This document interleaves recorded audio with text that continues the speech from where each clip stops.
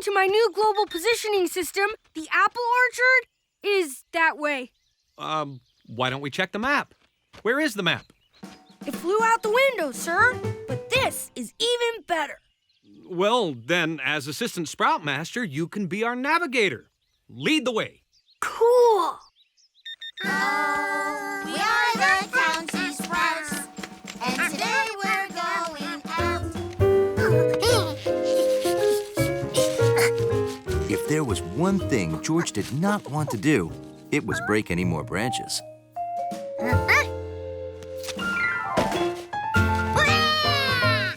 Awesome! Thanks, George. I think we'll get to the blackberries faster if we go this way. I don't know, Bill. That trail looks overgrown. A GPS is never wrong. It says so in the brochure. Oh. Follow me, Sprouts.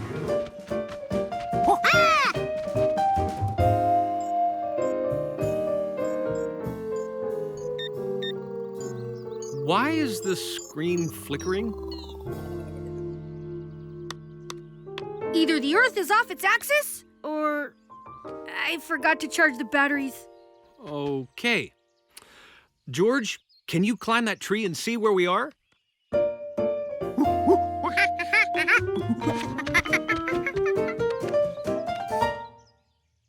And Bill, where are you going? Don't worry, I've got my handy backup compass. This way, folks! Bill, a sprout never leaves the trail. That's rule number 3. Bill! Oh, our excitement's really growing, 'cause we don't know where we're going. In this direction, green. In this direction, a path.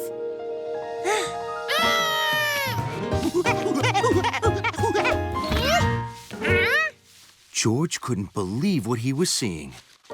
Someone was trying to break that branch. Somebody was not being a sprout.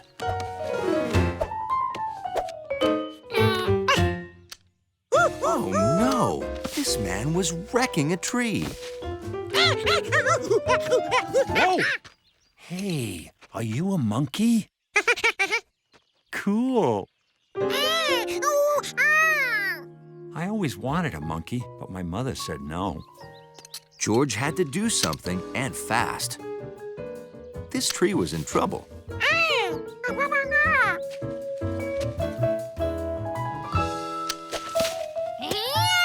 Hey, return the headgear, monkey. Seriously, I need that. I might get sunburned. No fair! I don't have monkey legs, you know. Stop! Come on, come on.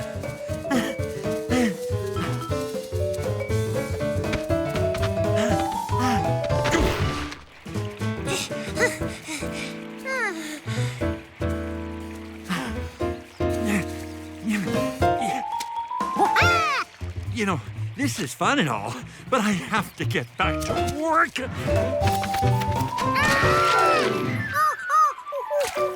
George didn't mean for the hat to get wet. Or the man. But George couldn't wait around. He had to check on that tree. Now try it.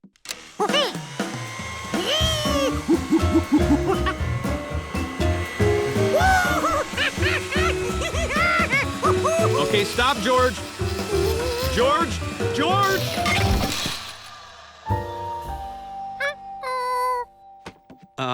George, this vacuum cleaner is too big for you. If only there was a monkey-sized vacuum cleaner. Hey, I have an idea. I'll be right back. Don't make another mess. In fact, don't move till I say so. Just freeze. Great.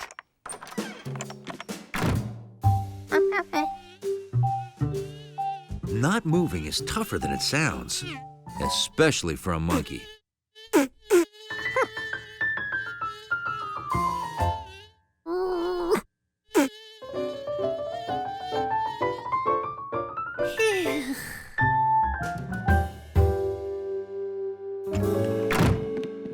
Okay. What do you think? Huh? Oh, you can unfreeze now.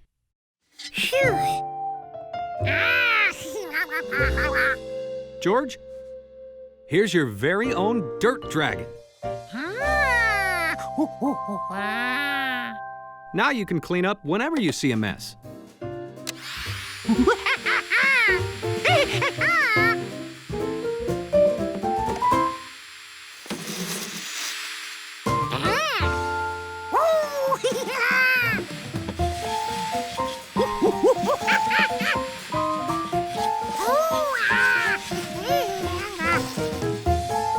George, I have to make some phone calls. You can clean anything that needs it, okay?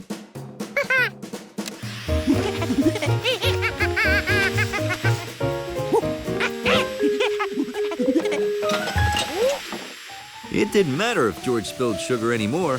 He could clean it right up. I have the rare stamps. Call me as soon as... George, I can't hear. Vacuum the other room, please? Thanks.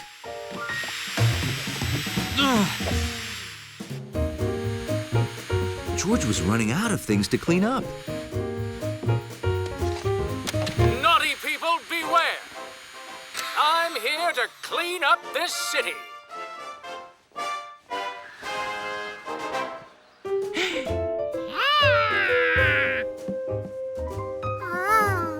Of course. There was a whole city out there for George to clean up.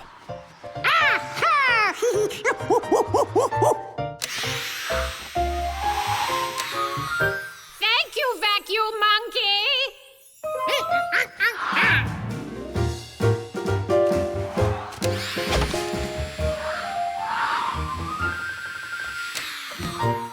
Vacuum Monkey, you saved the big game!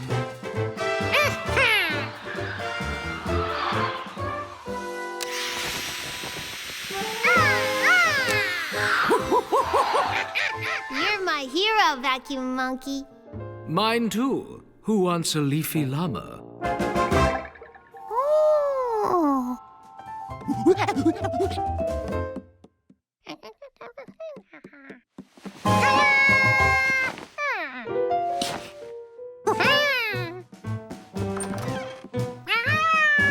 See you later, George.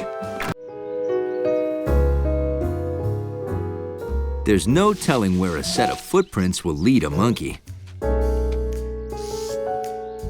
Or what they might lead him to.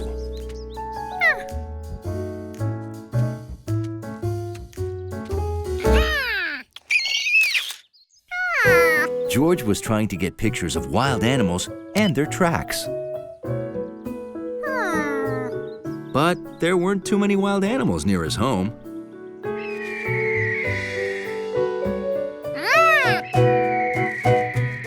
So he decided to go visit theirs.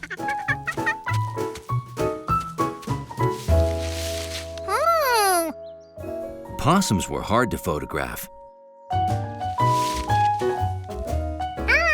Because if they see you, they play dead. Bullfrogs move too much. And they ruined their own tracks.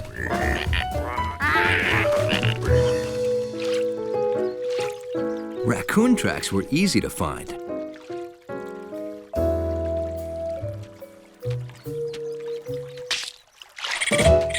Just don't bother a raccoon when it's busy.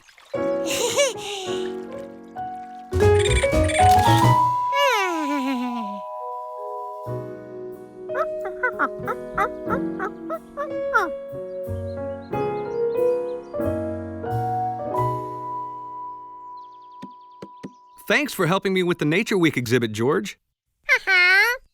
We'd like to see the tracks of all the animals that live around here.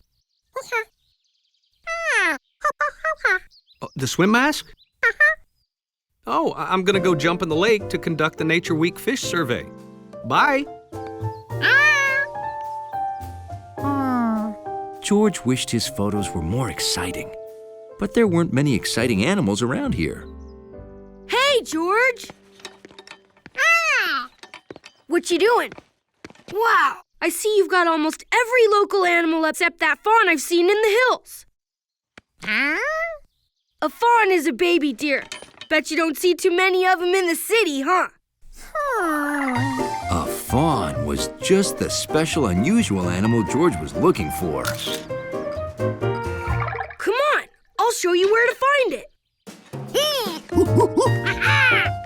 Going on an easy hike is the proper way to break in new boots. Did you know that?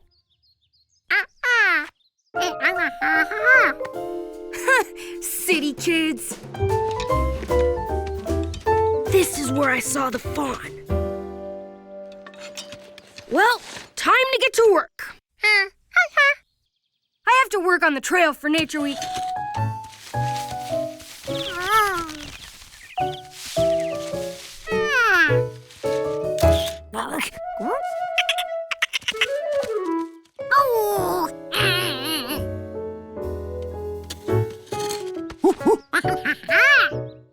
You're going to look for the fawn over there? Uh-huh. If you finish up early, I'll be swimming, okay?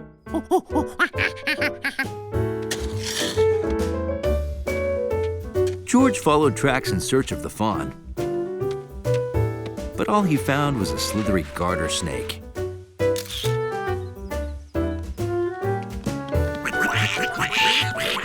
And ducks who had webbed feet, like frogs. Which must be why they were both good swimmers.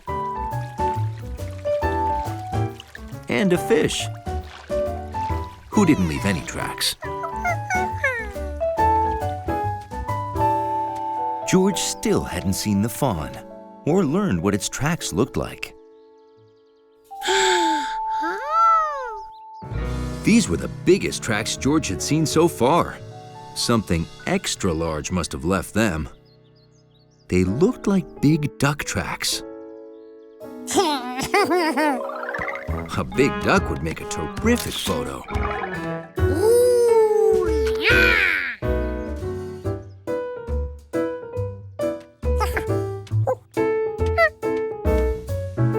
This was like the long track the garter snake made. A giant duck with a snake's tail would make an even better picture.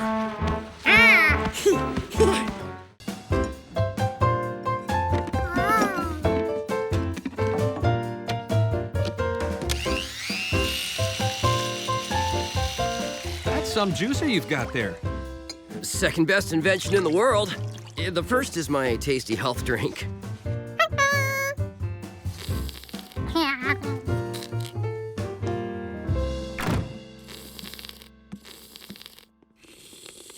I know these are delicious, but we should save the rest for later, George.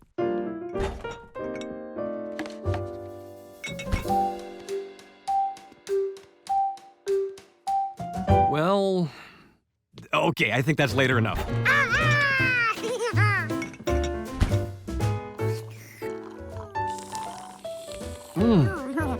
Boy, that was tasty. Are you thinking what I'm thinking? Huh. Right, let's go.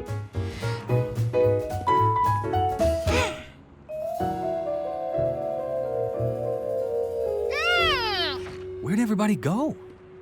Everybody packed up and left already. But don't worry, they'll be back next week. A whole week without juice? What was George going to do? You know, George, if we had our own juicer, we could make the drink ourselves. There's a kitchen supply store right around the corner. Let's go. Oh, boy. I have no idea how to use this. But when in doubt, read the instructions? I guess there are no instructions. Oh, don't worry. Between a smart man and a smart monkey, we should be able to figure it out. Hello?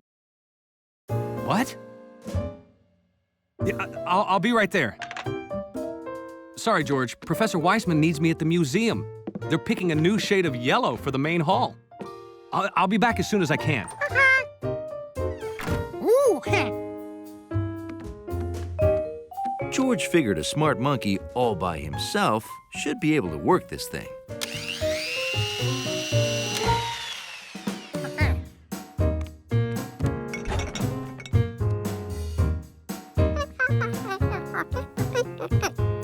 Now, what did Juicy J say he put in that drink?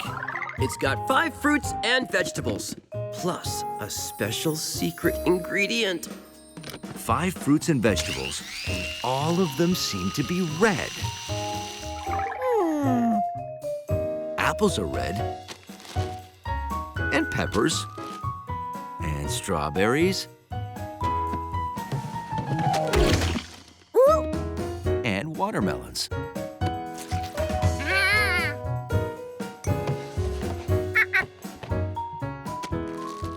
George didn't know what cabbage was, but it was the last red thing in the fridge. 5 red things.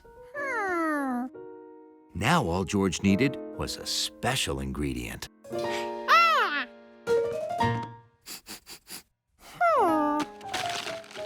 A red fish? Why not?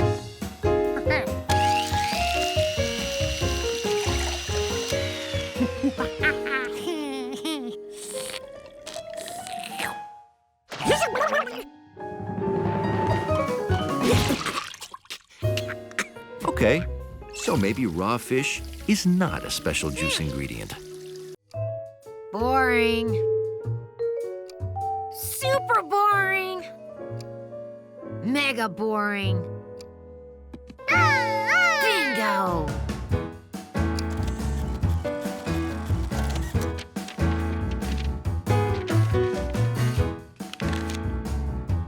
Now for the paint.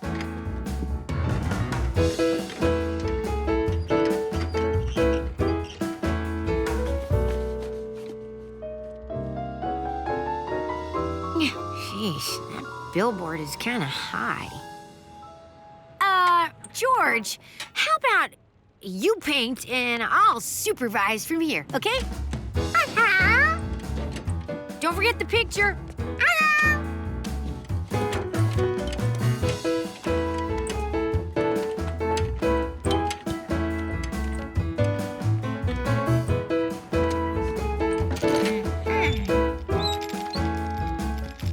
When George got close to the billboard, he could see things he couldn't see from far away, like the fact that the billboard wasn't just one big sheet of paper, but 6 sheets glued together.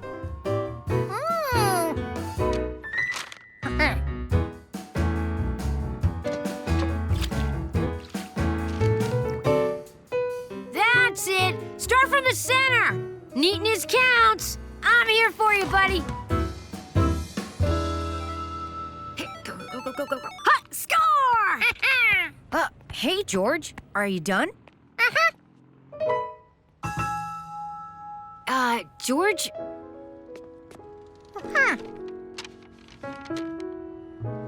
Did you paint the picture on the billboard the same size as this? Oh, that explains it. You painted too small. I'll show you. You can't see small stuff from far away. So George resolved to paint big. He'd cover every last inch of that billboard.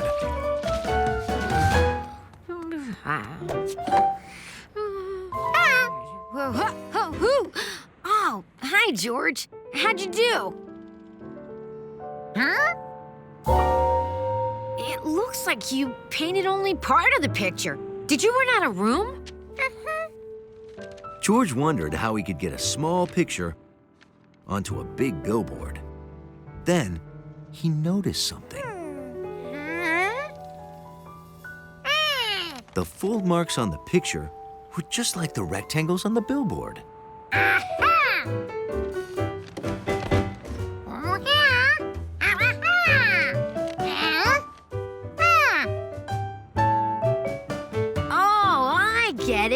Match the rectangles here with the rectangles there. That'll work. Here, I'll make it easier.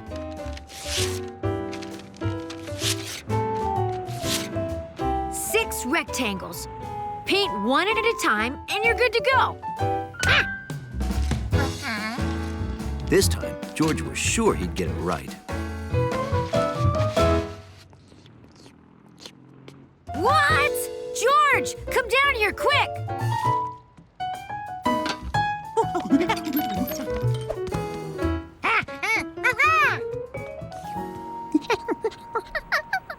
Look!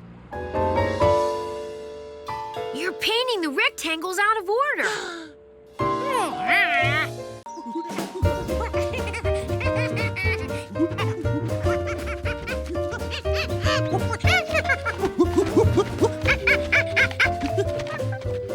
It was George's first spring day back in the country. And already, he was starring in a movie. Hiya, Mr. Rankins. Hi, Bill. George. Okay, George, you go in first and see if there are any baby ducks running around. I'll follow with my camcorder. This will make a great scene for my science project about baby animals. This is Bill, bringing you baby ducks, live from the Rankins barn.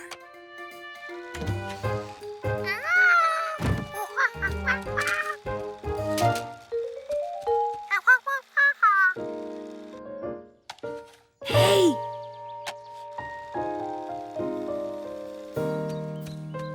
We're in luck. The ducklings haven't hatched yet. They're still inside their eggs. Sure, George. Look. You and me and other mammals come into the world as babies. But birds, ducks for example, come as eggs. Yep, Dumpling's babies will hatch from these eggs as long as she sits on them to keep them warm. Sprouts on her, George. If she doesn't sit on them, they'll get cold and never hatch. Oh, my battery died. I'll have to get another one. Don't let the eggs hatch without me, okay?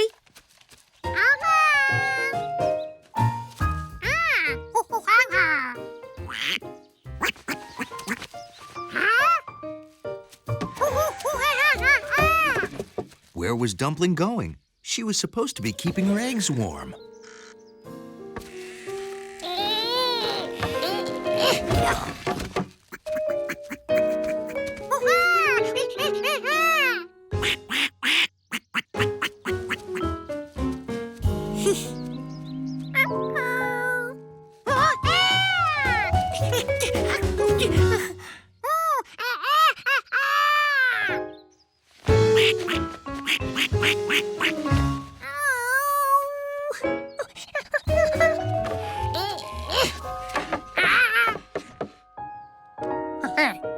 The eggs were still warm, but if Dumpling didn't come back soon... George decided that if Dumpling wasn't going to sit on her eggs, he'd have to do it. Carefully.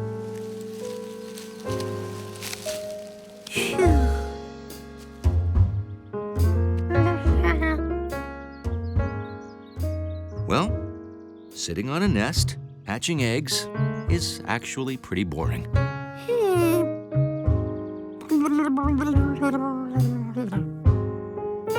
Thanks for loaning me a battery, sir. No problem. I think that's great you're filming a duck hatching. No!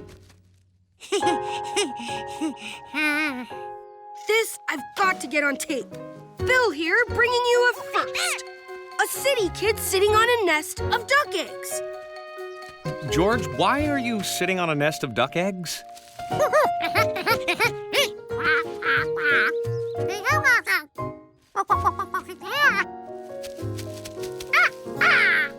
It looks like he's trying to keep Dumpling's eggs warm.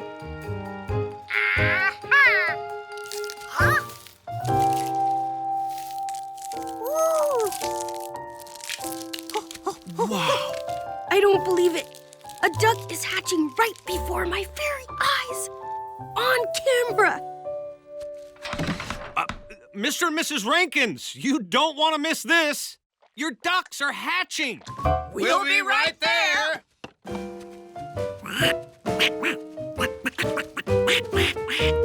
Saturday was a day when monkeys and men with yellow hats return books and get new ones.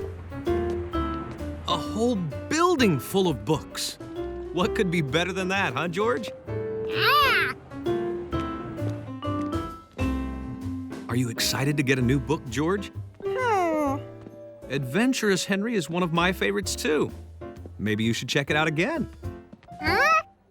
It's called Renewing a Book. People do it all the time. George was thrilled because the man with the yellow hat had only read the book to him 18 times.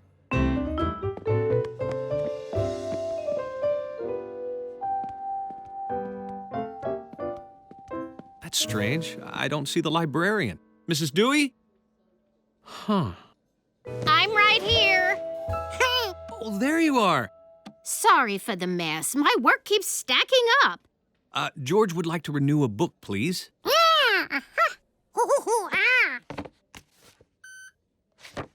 I sure wish I had someone to help out today.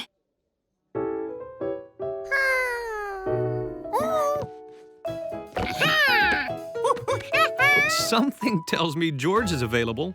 That's stupendous. Thank you, George. George, I have some research to do. Will you be all right here by yourself? Well, then I'll be back in a few hours. Be a good little monkey librarian.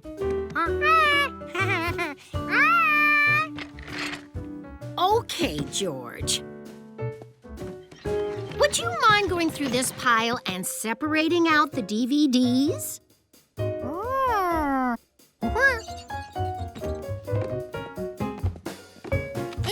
George soon discovered that he was a super fast movie grabber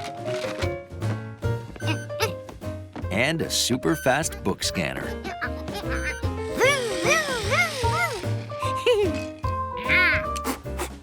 And a super fast pencil sharpener.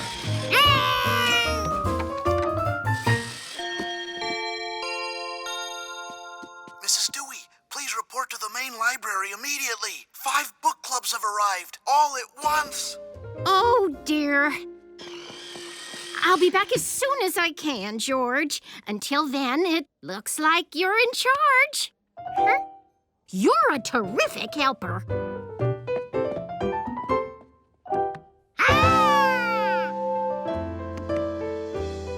George was in charge of a library. George wondered if he should put the rest of the books away. That seemed like something a monkey in charge would do.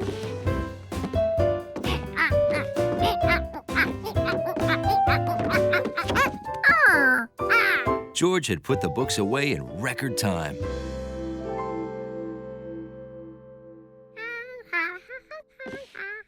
This librarian stuff was easy. Hi, George. Where's the librarian? Oh, I see. Can you help me find Hundley's favorite book? It's called Dachshunds and Dandelions. It's a small yellow book. It's usually on this shelf. A yellow book? No problem. George was very familiar with that color. Nope, not it.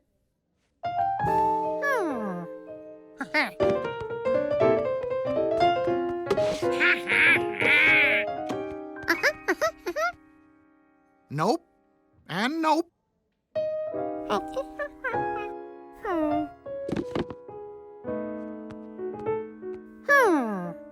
There were a lot of yellow books.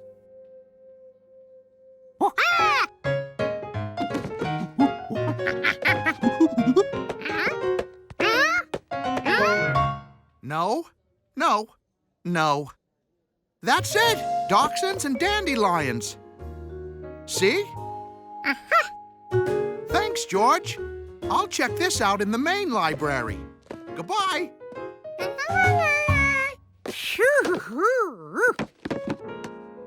Finding books was hard.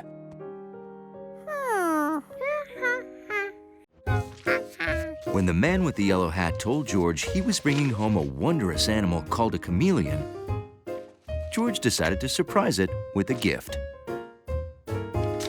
Hi, George. That's terrific. It looks just like jade. Take a look.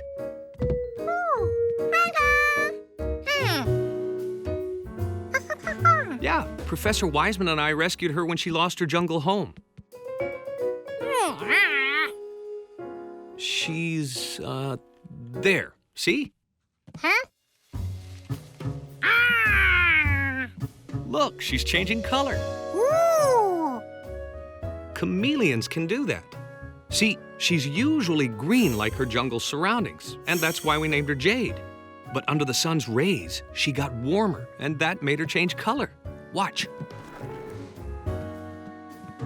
Chameleons change color when the temperature changes.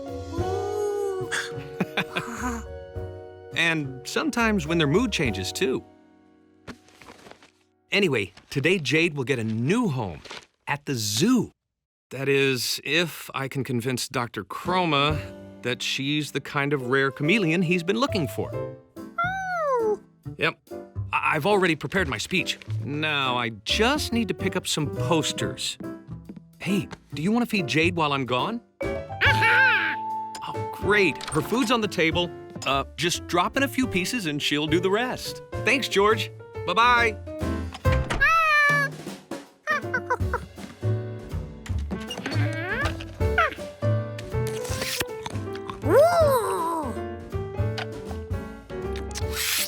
Jade had an amazing tongue. George wondered if he could get his tongue to work like that.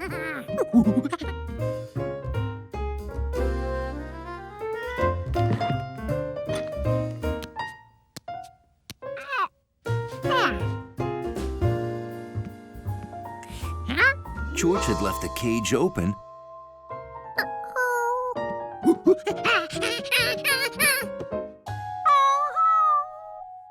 And now Jade was gone.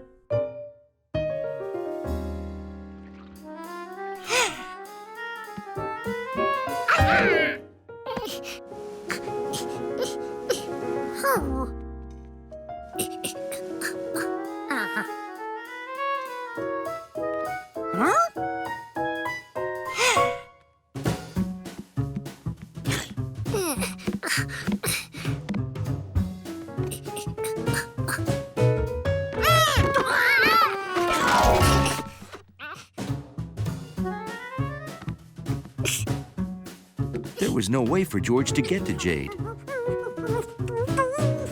He'd have to find a way to get Jade to come to him. Introducing Squeaky. What chameleon could resist?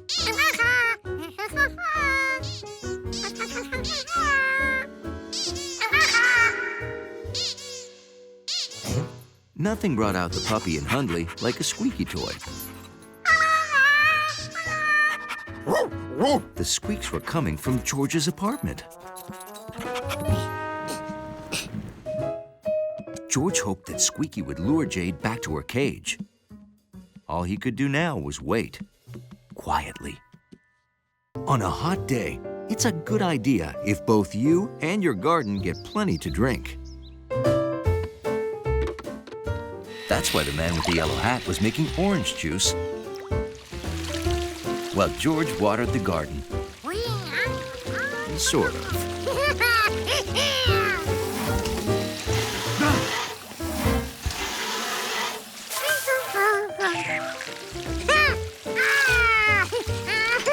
Hey, George. George!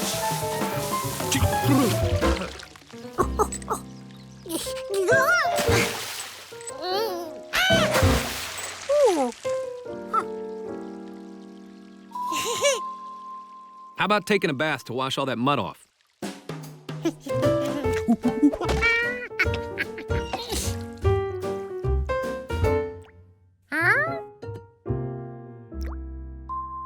George was puzzled. Did the bathtub run out of water? Hey, George, I'm not getting any water downstairs. How about you? I'd better call Mr. Quint. George didn't understand why not having any water led to Mr. Quint digging up their yard. Seeing as how I can't offer water, how about some fresh OJ? Oh, wouldn't say no to that.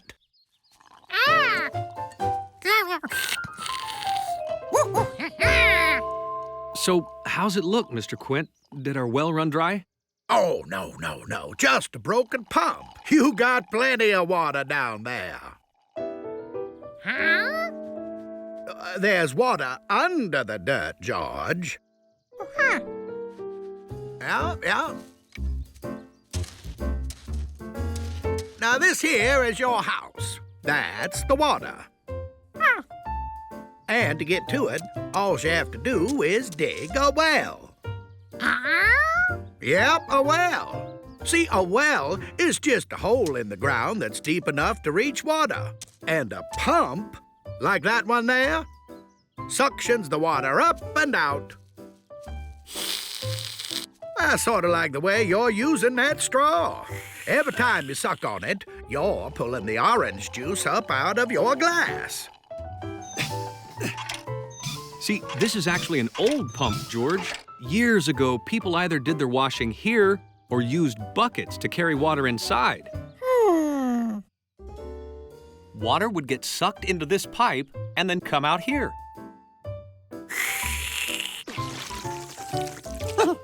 Yeah, just like that. Except you're not allowed to play with your food. Nowadays, an electric pump sucks up the water and sends it through a long pipe straight into our house. Easier than buckets, huh? Well, your house won't be seeing water for a few more days, I'm afraid. I have to order you a new pump. A few days? Well, I guess that means we're going back to the city, George. Some of us still need a bath.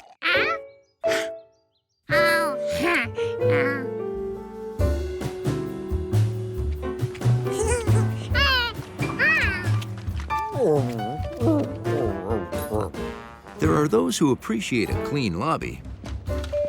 And then there's George. Okay, go straight in and run a bath, George.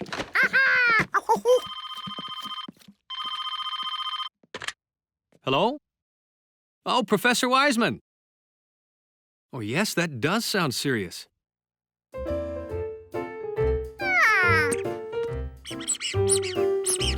Only one octopus?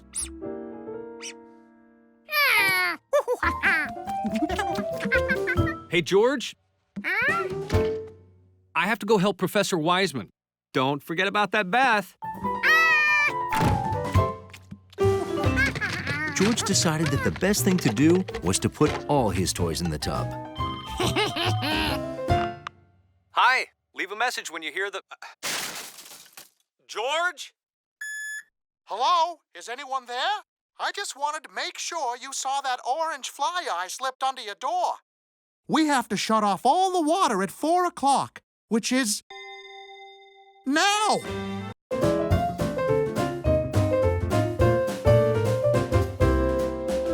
George thought Professor Wiseman's beach house was great. This time, it was even greater because George had brought Yorbo, the friendliest robot ever.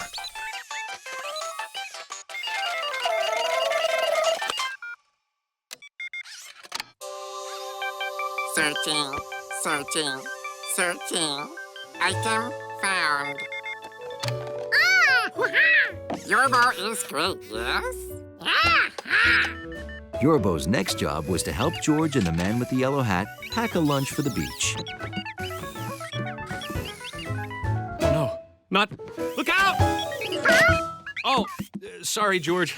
I'm listening to an audiobook, The Slimy Sea Monster from the Sea. It's great and scary. George didn't understand how something could be great and scary. Thanks.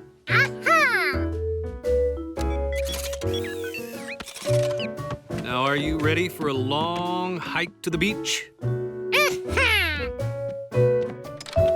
Ta-da!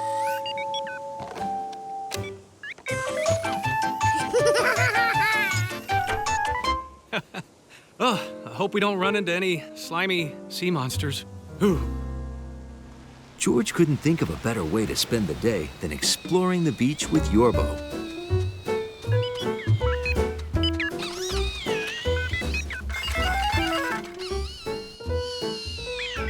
Keep items in here. Say, George, you want to go swimming? Ooh, good idea.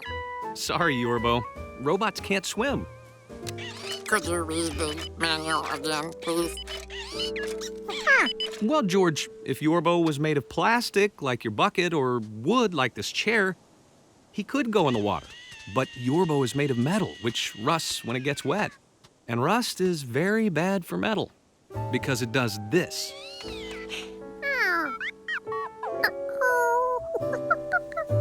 Last monkey in is a rotten turnip.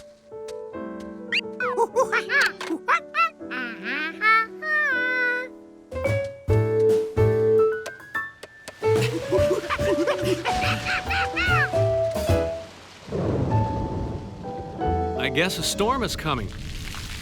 Correction, the storm is here. Quick, George, let's get inside. Whew, made it.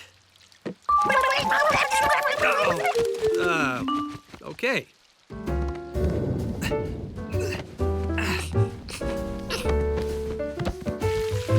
George thought it would be fun to sit inside a cozy house and watch a storm with the man and Yorbo. George, you can't go outside when there's thunder and lightning.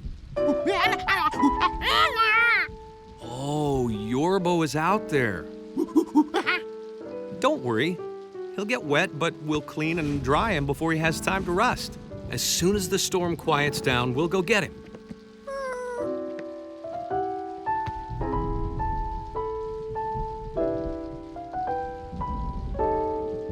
Hey, how about a game of tic-tac-toe? George usually really enjoyed tic-tac-toe, but this time he couldn't get his mind off Yorbo.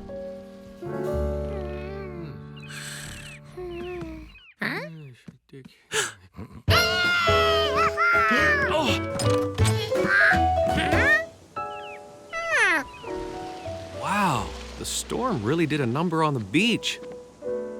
Don't worry, George. Yorbo's a tough little robot. We'll find him.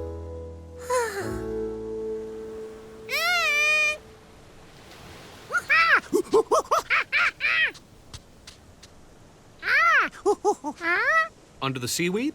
Could be. Okay.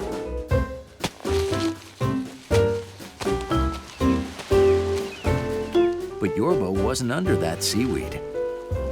Or any of the seaweed. Okay. It was a little cold to be doing this, and it was too big a job.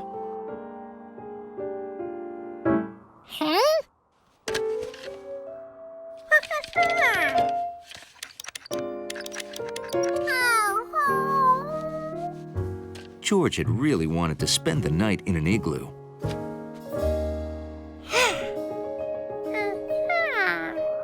And maybe he still could. He could build his igloo right inside the house. A smaller igloo. It was nice and warm.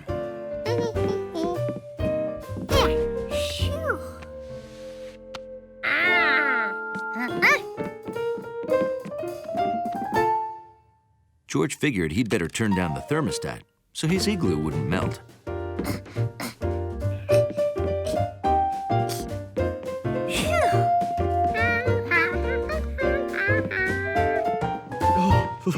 It's freezing. Oh, I must have turned the heat down too low.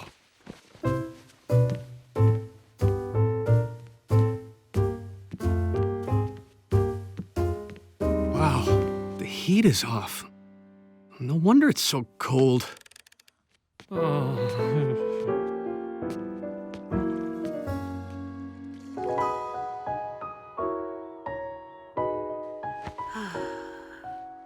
7 o'clock. The badge is mine. Ow! We did it, George.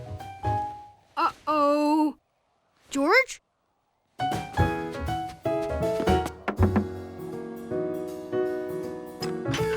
Oh, hi, Bill. Are you sitting down? No. Okay, I don't want to alarm you, but George is not in his igloo. Don't worry. He's probably upstairs and... What? Oh, boy. George!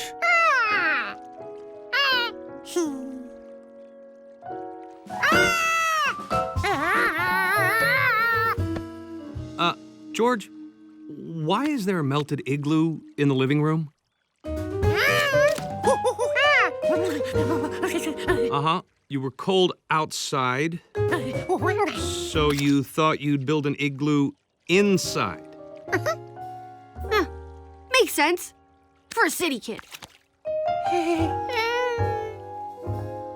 As the Sprout Master of Sprout Troop number 674, I am proud to present Bill with his badge in winter camping. Wow. There. And now, George and I would like to invite you all to a little celebration.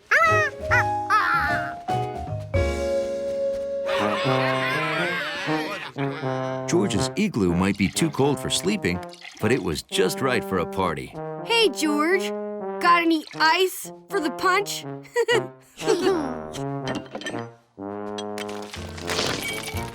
Wow, thanks. And that was the start of the Monkey Igloo Social Club. Open every weekend until it melted in the spring.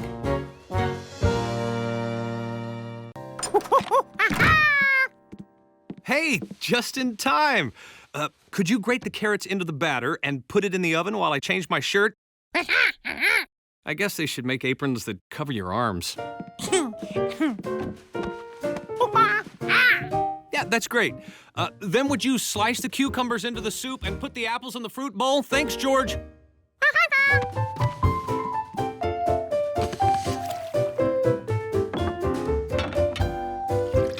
Okay, I think we finally have things under control. What is that awful smell?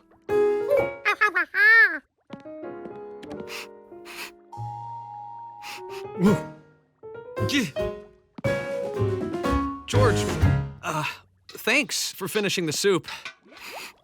It smells strange. Is this a cucumber? It tastes like eggplant. It is eggplant. So what did you put in the carrot cake?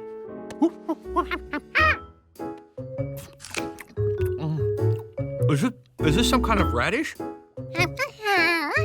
Radish cake and eggplant soup and a smelly fruit bowl. Interesting. George couldn't understand it. How could something that tasted so good in the store taste so bad in the soup? I'm sure you could make a good soup with eggplant, but this was a recipe for cucumber soup. Well, we still have, 10 minutes. Oh well, I guess we should just order takeout. Huh? Ooh, yeah! Where are you going? George?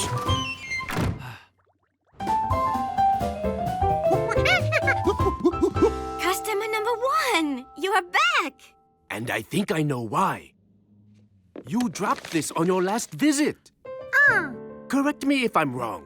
But aren't these pictures of carrots, cucumbers, and apples?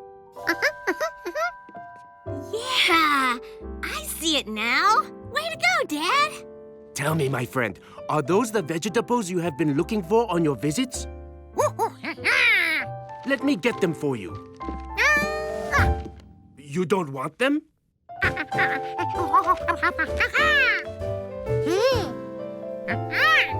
Ah.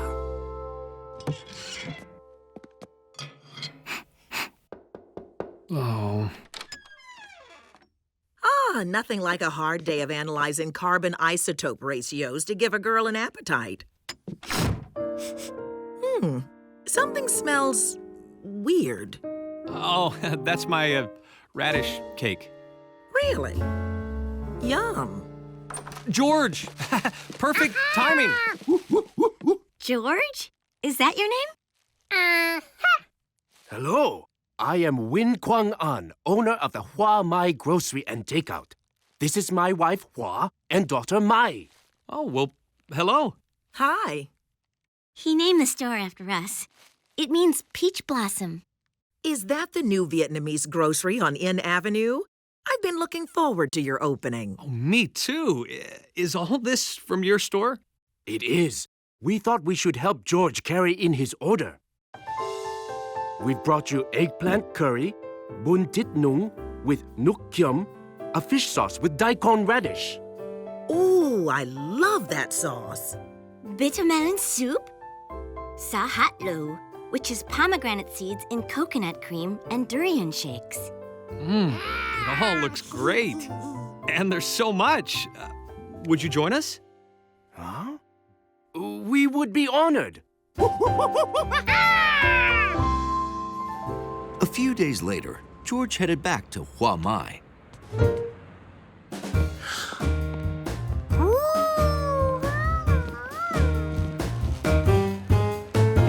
Here you go. Hi, look at all our takeout customers. Someone's been talking. Me! I told everyone I know about how great the food is, and I know a lot of people. Don't worry, George. You'll always be customer number one.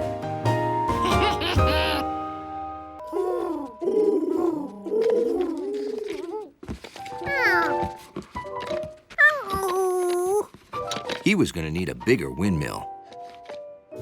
Luckily, George knew a perfect place for finding things. The recycling room.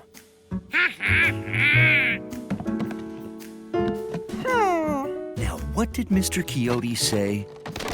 If you're building a windmill, you need sails.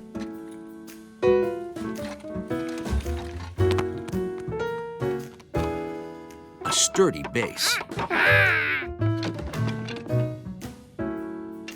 Something for the sails to spin around, and something to make the scarecrow move.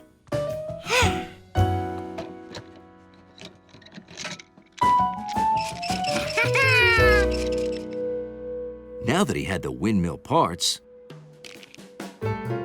he just had to put them together.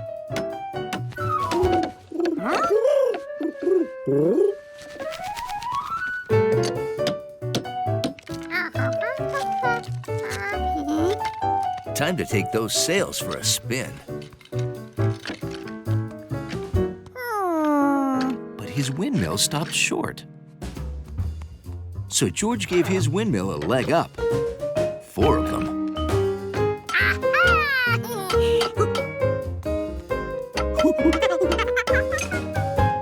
When you're making a windmill, it's easy to get wrapped up in your work. So George gave his sails a trim.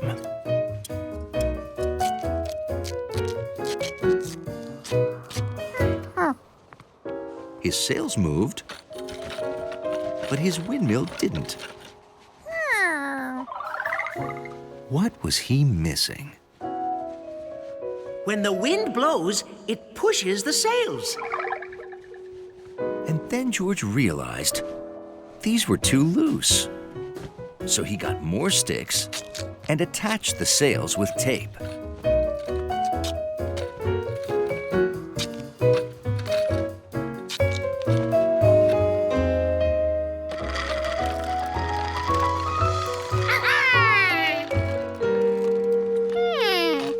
George could push his sails, but the wind couldn't. Mr. Coyote's sails were stiff.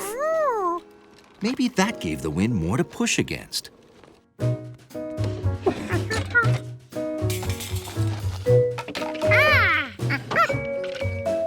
So George made his sails stiff.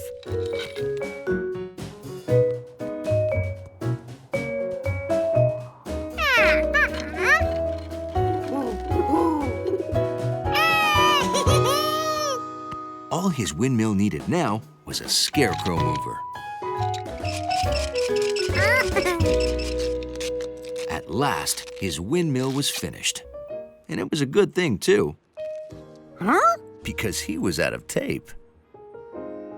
Now he just had to wait for the wind. And get a weight for his windmill.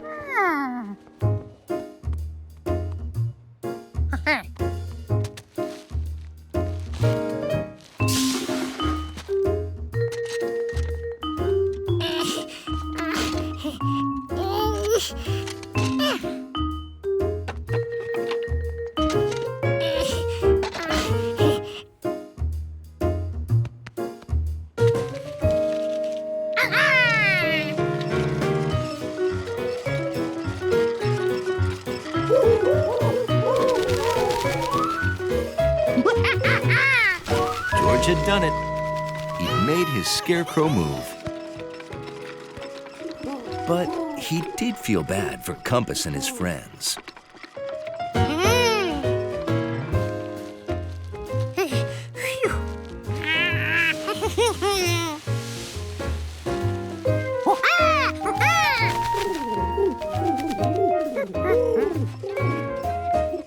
Now the pigeons could eat their food while George grew his.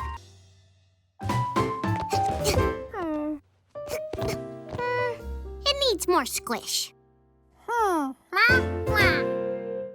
If one sleeping bag was good, two were even better. Because when you're somersaulting, you need a soft spot to land. Okay, we've got our mat. What do we make next? I know! Hey, Leslie, can we borrow some of your fence for our balance beam? Oh, don't worry. We're gonna put it on the ground. That way you can do gymnastics too.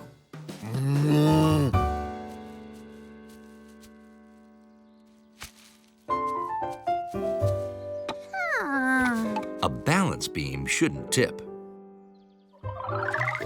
When George learned to ride a bike and it tipped over, the man put on training wheels. Maybe his beam needed training wheels too.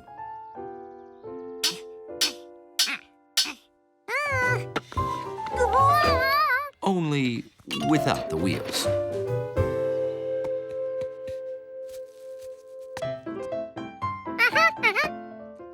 Now, if only we had some rings.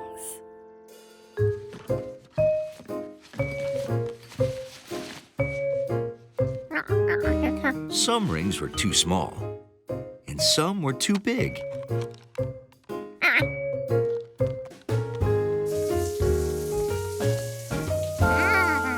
But some rings were just right.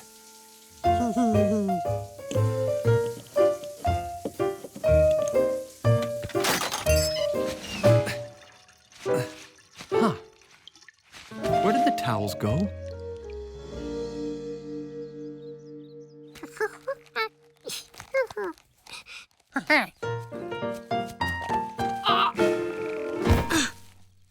Maybe you should do abominable exercises. They make your muscles stronger.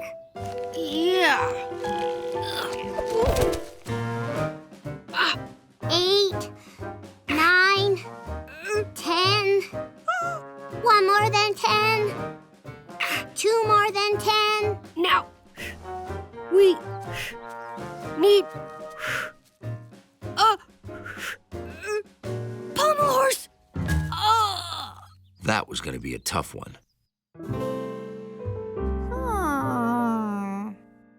It'd have to be the right height. Too short.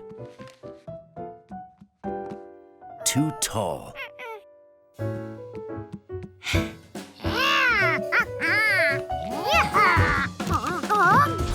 And it shouldn't tilt.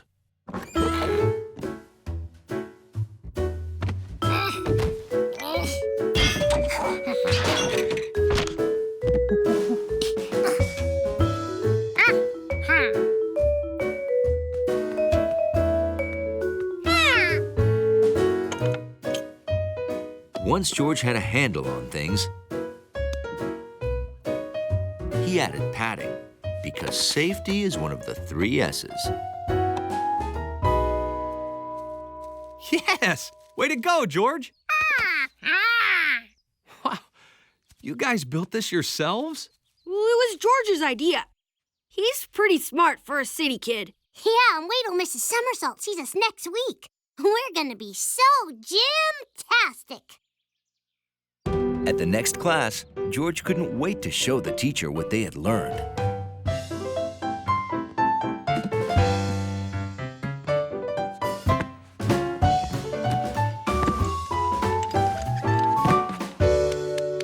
You guys are amazing!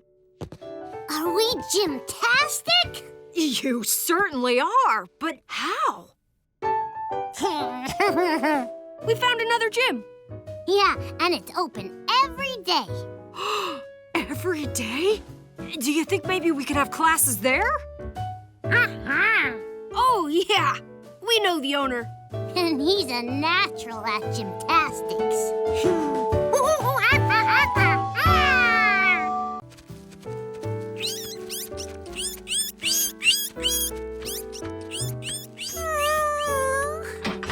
Don't worry, George. Your duckling will adapt. This is Bill, signing off until tomorrow. The next morning, George was eager to see how his duckling was doing with his new duck family. Here we are, on day 2 of the Duckling Chronicles. Look at that! The 4th duckling is with its... Oops, spoke too soon.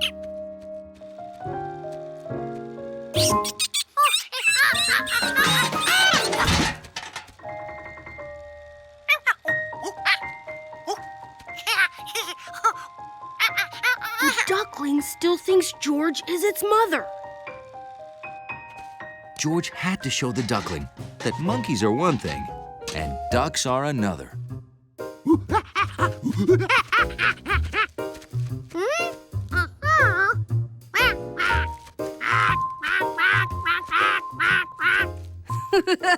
You make an excellent duckling, George.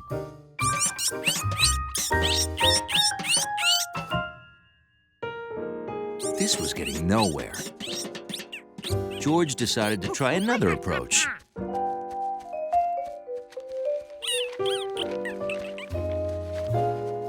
Farmer Life magazine? How is that going to help? George wanted to show the duckling that in a typical duck family, there aren't any monkeys.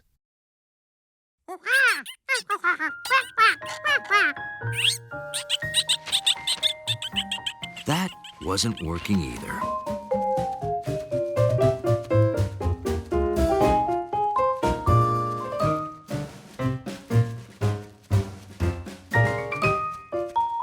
Maybe if George showed him how to act, the duckling would get the idea. It looks like George is trying the make like a duck maneuver.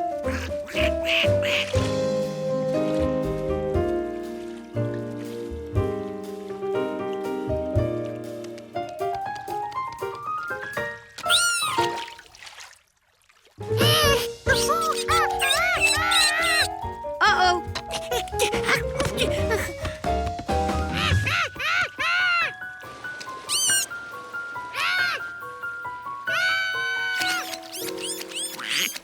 Help!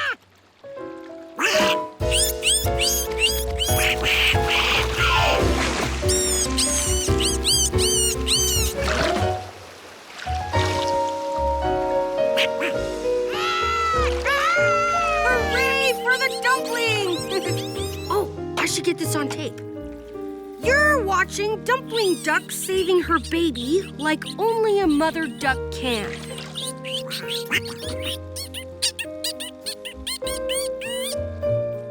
And so, the ducklings were brought together by this daring rescue and by the kid from the city who helped to hatch them. Fantastic!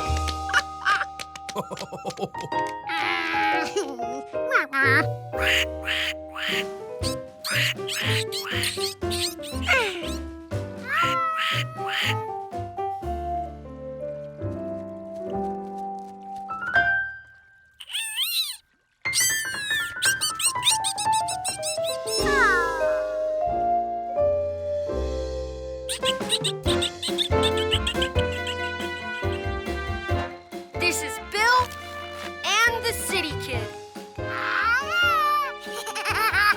bringing you one totally happy ending.